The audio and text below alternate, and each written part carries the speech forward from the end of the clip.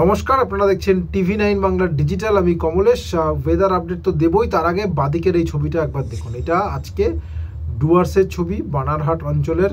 আজকে সন্ধে নামার একটু আগে প্রথমে ঝড় বৃষ্টি, তার সঙ্গে এই শিলাবৃষ্টি, সাদা শিলায় একদম ন্যাশনাল হাইওয়ে ঢেকে যায়, মানে এতটাই শিলাবৃষ্টি হয়েছে। আজকে দক্ষিণবঙ্গ মোটের ওপরে শুকনোই ছিল, কিন্তু উত্তরবঙ্গে বিভিন্ন জেলায় বিক্ষিপ্তভাবে বৃষ্টি হয়েছে এবং অনেক জায়গায় শিলাবৃষ্টিও হয়েছে। দক্ষিণবঙ্গে বৃষ্টি আরও হতে পারে, মানে এমন নয় যে আজকে বলাই ছিল যে বুধ বৃহস্পতি বৃষ্টি হবে এবং শুক্রবার বৃষ্টির সম্ভাবনা একটু কমবে, শনি রবিবার আবার বৃষ্টির সম্ভাবনাটা বাড়বে এবং এখনও পর্যন্ত পূর্বাভাস একই রয়েছে।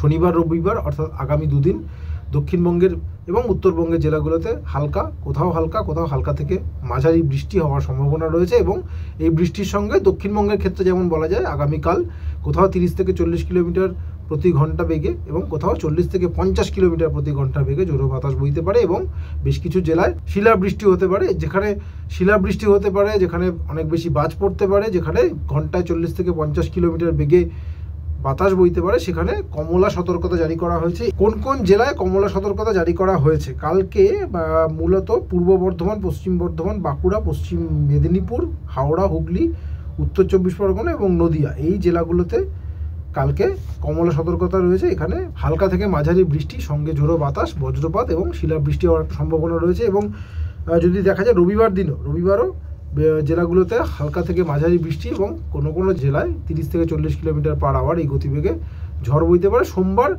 একেবারেই হাতে গোনা কয়েকটা জেলায়, মূলত দক্ষিণ 24 পরগনা, পূর্ব মেদিনীপুর, পশ্চিম মেদিনীপুর, এই জেলাগুলোতে হালকা বৃষ্টি হতে পারে। অর্থাৎ রবিবারের পর বৃষ্টির সম্ভাবনা অনেকটাই কমবে। সোমবারের পরে আবার বেশ কিছুদিন শুকনো থাকবে, এটাই আপাতত পূর্বাভাস। দেখুন, এই পশ্চিমী ঝঞ্ঝার প্রভাবে বৃষ্টি বাদলা যা গতকাল হয়েছে, বেশিরভাগ জায়গাতেই মাঝারি বৃষ্টি হয়েছে। মূলত একমাত্র বর্ধমানেই দেখছিলাম প্রায় 80 মিলিমিটার বৃষ্টি হয়েছে, মানে ভারী বৃষ্টি, একমাত্র সেশন যেখানে ভারী বৃষ্টি দেখাচ্ছে।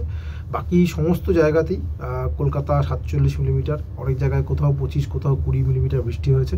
সাময়িকভাবে সবথেকে বেশি যেটা বিপর্যস্ত হয়েছে সেটা হচ্ছে, যেটা বারবার বলছিলাম, গতকাল এত বিয়েবাড়ি ছিল অনেক জায়গাতেই, মানে একে তো বৃষ্টি, তার সঙ্গে ঝড়, তাও ভালো সন্ধ্যের পরে আর কোথাও ঝড় বৃষ্টি সেরকম হয়নি। একমাত্র ওই উড়িষ্যা লাগোয়া ঝাড়গ্রাম বাদে বাকি সব জায়গায় সন্ধ্যের পরে, বিকেলের পরে বৃষ্টি অনেকটাই কমে গিয়েছিল, কিন্তু অনেকটাই ক্ষয়ক্ষতিও হয়েছে, অনেকেই বিপাকে পড়েছেন। কিন্তু আরও বড় জায়গায় একটা বিপর্যস্ত হওয়ার মতো পরিস্থিতি এখনও কাটেনি, সেটা হচ্ছে আলু চাষ। মানে দেখুন, এবছর আলু চাষ যেটা হয়েছে, আলু এমনিতে মাঠে 90 দিন রাখতে হয়, কিন্তু আলু চাষ যখন আলু বীজ যখন মাঠে বসানো হলো, তখন ওই ঘূর্ণিঝড়, নিম্নচাপের বৃষ্টিতে মাটি ভিজে গিয়েছিল, ফলে নতুন অনেক জায়গায় দ্বিতীয়বার আলু চাষ করতে হয়েছে। ফলে মোদ্দা কথা, আলু চাষটা পিছিয়ে গেছে, ফলে অনেক দেরিতে ফসল ওঠার কথা। এবং এমনিতেই গরম পড়ে গেছে, কুয়াশা, নানা রকমের সমস্যা তো রয়েছেই, ধসা রোগ, তার সঙ্গে এই এখন বৃষ্টি, অনেক জায়গায় মাঠে জল জমে গিয়েছিল। চাষিরা অনেক চেষ্টা করে জল সরিয়ে দিয়েছেন, কিন্তু যদি আলুতে জল লেগে যায়, আলু পচে যায়, তাহলে কিন্তু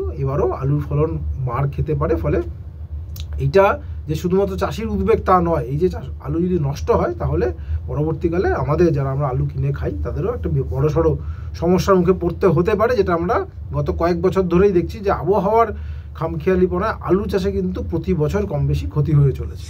এমনিতেও তাপমাত্রার ওঠানামাটা থাকবে আগামী 2-3 দিনে। রাতের তাপমাত্রাটা আরও 2 থেকে 3 ডিগ্রি বাড়তে পারে, যেহেতু একটু তো রাতের তাপমাত্রাটা কমেছে। কলকাতার ক্ষেত্রে 18 ঘরে, বাঁকুড়া শ্রীনিকেতন 17 ঘরে, অর্থাৎ যেখানে তাপমাত্রাটা পৌঁছে গিয়েছিল 22-23 ডিগ্রি, সেখান থেকে তাপমাত্রাটা একটু কমেছে। কিন্তু যেহেতু আবার মেঘ ঢুকবে, ফলে রাতের তাপমাত্রাটা আরেকটু বাড়বে, 2 থেকে 3 ডিগ্রি বাড়বে এবং দুদিন পরে, অর্থাৎ এই ঝড় বৃষ্টিটা মিটে গেলে, আবার রাতের তাপমাত্রা 2 থেকে 3 ডিগ্রি কমতে পারে। কিন্তু এখন আর শীত ফেরার সম্ভাবনা খুব একটা দেখা যাচ্ছে না, কিন্তু মোটামুটি স্বাভাবিকের আশপাশে তাপমাত্রা থাকবে, এটাই আগামী সপ্তাহের পূর্বাভাস।